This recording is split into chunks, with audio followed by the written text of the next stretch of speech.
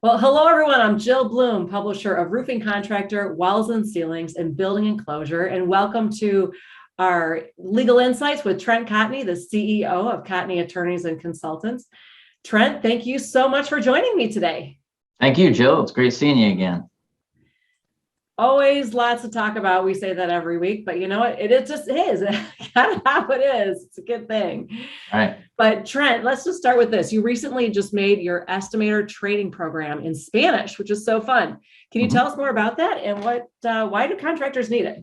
Sure, absolutely. So it is National Hispanic Month, and one of the things that we're, acutely aware of is that we've got to be able to create offerings in both English and Spanish. More and more contractors, especially subcontractors, sub-labor out there, are looking to hone their skills and figure out how to estimate better. It's an art, right? And what our training does is we've got everything from basic, intermediate, advanced, all the way up to actual certification. So you can get you can become a certified professional roofing estimator, CPRE, and it's all available on shopcotney.com. So any questions, go there. Oh, it's awesome. So I just saw that you spoke at the National Safety Conference, an expo on OSHA.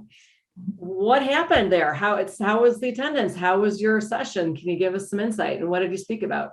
Sure. So for those of you that haven't attended or aren't aware of the National Safety Council, it is the national organization that really deals with safety in all sectors, all industries, right? And the expo that they have every year just happened to be in my backyard in Orlando, which is not too far away.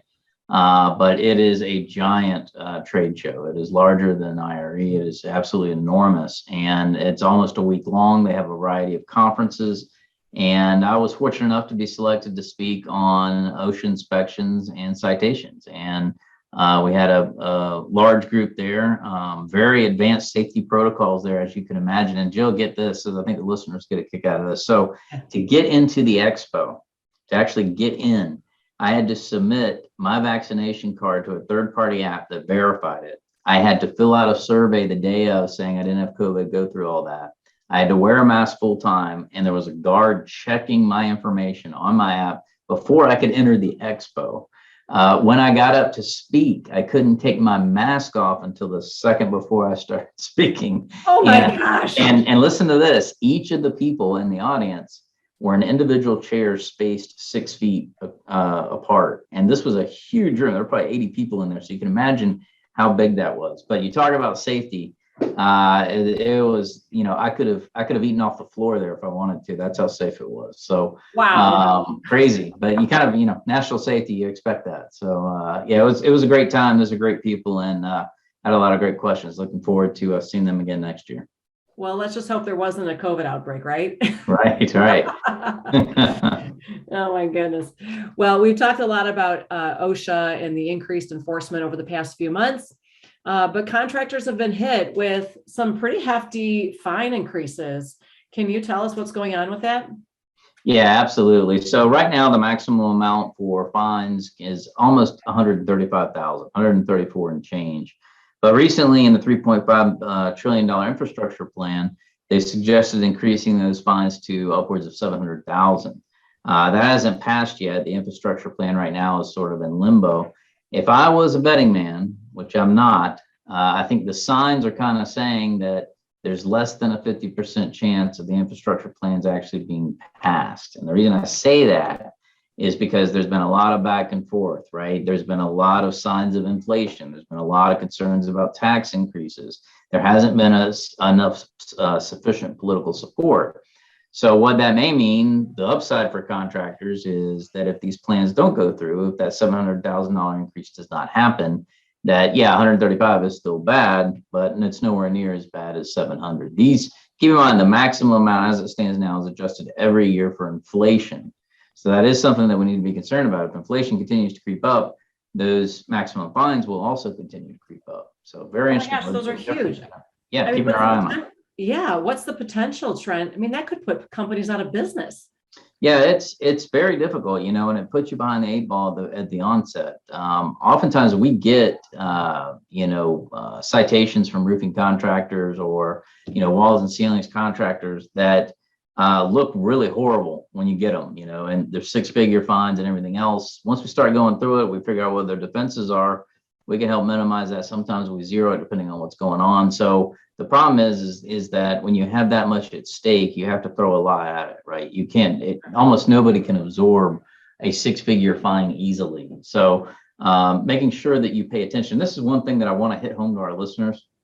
When you get an OSHA citation, regardless of whether it's federal or state, don't focus necessarily on the money.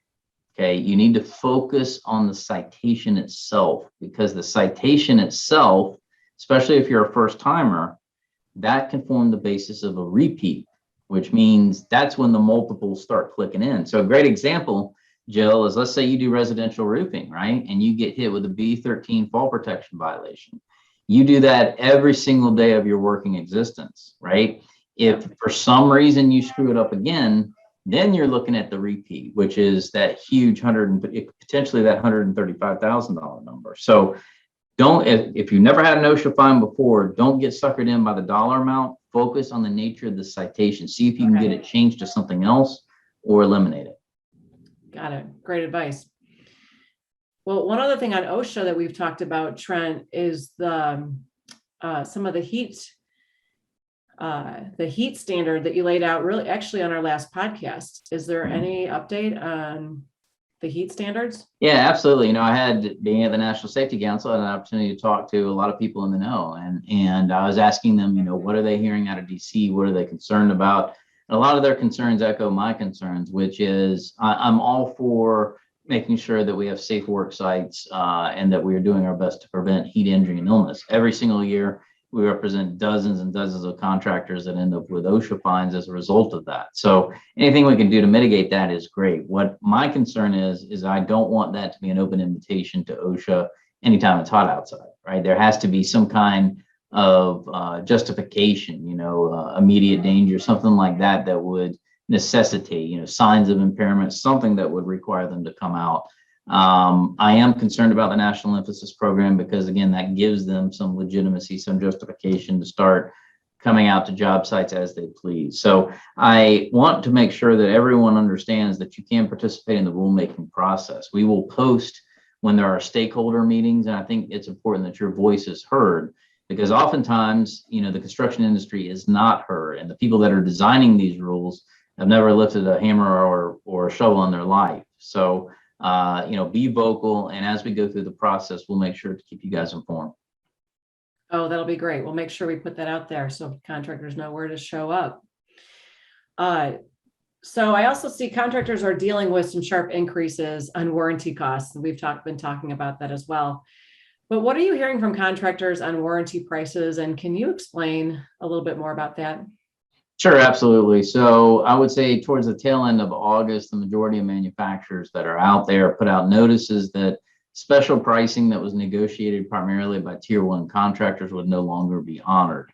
So in the past, they would say, okay, we agree that, you know, this warranty, and they're always higher end warranties. They're your 10-year, your 20 years, your NDLs, those kinds of things, that there are going to be a fixed price or there's going to be a reduced rate for that. Those discounts are now going to be gone. They're being phased out. They're in a period right now where they'll be phased out. And moving forward, all pricing will be the same. So the issue there is that if you bid a project with one price and you can't get it inspected by the time it needs to happen, depending on which manufacturer, different manufacturers have different rules, then you're potentially having to pay more for the same thing that you had at the beginning, right? So the one thing that I want, you know, our listeners to do is to make sure they understand their warranty pricing, that pricing remains in effect, and also include a warranty price increase provision. It's a provision that says that in the event that any warranty goes up after the date you sign the contract, that additional cost the customer agrees to pay for it. Okay, third-party warranties, not your workmanship warranty. In addition to that, we've seen some fuel charge hikes, right? So one of the biggest issues we face now with the materials issue is shipping costs, trucking costs. So some of these contractors have negotiated special prices as it relates to fuel charges. And we're seeing the same exact thing where those discounts are being, you know, taken away. So making sure that you understand the lay of the land, that you're dealing with that contractually. You don't want additional cost added on to a fixed price contract. Got it. Well, let's shift gears for a minute here, Trent. I mean, it's October, so MetalCon just happened, and we're talking a lot about metal roofing. And we just had a special metal section that just posted on roofingcontractor.com. And metal seems to be growing in both the residential and the commercial sectors. But what are you seeing that's encouraging about the metal market? And, also there's, being that it's a litigious environment for the rest of the industry, what's happening with any lawsuits or warranty claims, speaking of warranties as well, in the whole metal world? Can you give us some insight? Sure, absolutely. So yeah, just we're looking at that MetalCon here in Tampa, so easy trip for me. Got to spend some time over there. I spoke. Lexi Sutton on our consulting side was on a panel, and she did fantastic. So I had an opportunity to talk to a lot of the vendors over there, a lot of the manufacturers, and you're right, metal is increasing, right? Especially here in Florida and other areas prone to hurricanes, because in a lot of circumstances, some of the design specs are pretty high for these metal roofs. So there is a desire to have them in place. One of the things that I got asked a lot of questions about was safety related issues. One of the things that contractors that are getting into metal roofing don't realize that if, for example, you're doing metal panels over purlins, you need to be trained on subpart R, which is a completely different section than roofing, right? It deals with more of the structural steel. So understanding that, if you've got, let's say you got a sheet metal shop in your office, right? In your home office, you've got pinch points and other things like that you need to be concerned about. So warranties are also interesting, because a lot of times if you are doing your own roll forming, you need to make sure that you have got manufacturer's approval from your machine, that it's getting the proper stamps, that it's properly registered, all of that kind of stuff. Keeping everything up to date is absolutely critical. And mill thickness is a big issue, Jill. Especially on residential, we have a lot of oil canning, which I don't know if our listeners know what that is, but if you remember like the old soup cans, there's that ridges along the lines. Well, oil canning is just that. You put on a span of metal roofing and you get those waves, and it doesn't look good aesthetically. Homeowners don't like to pay for that. So, understanding when that happens, it usually happens with lighter gauge metal. It usually happens over longer spans. So to the extent that you can deal with that contractually, I have an oil canning disclaimer I recommend, but I also recommend looking at the scope and upping that mill thickness, because usually the higher gauge metals won't, tend not to oil can as bad. So a lot of different issues, but very exciting. Love MetalCon. It was great time to talk to everybody. So fabulous. So as consultants, how do you advise contractors in the metal market given challenges on materials and tariffs and training and those types of things?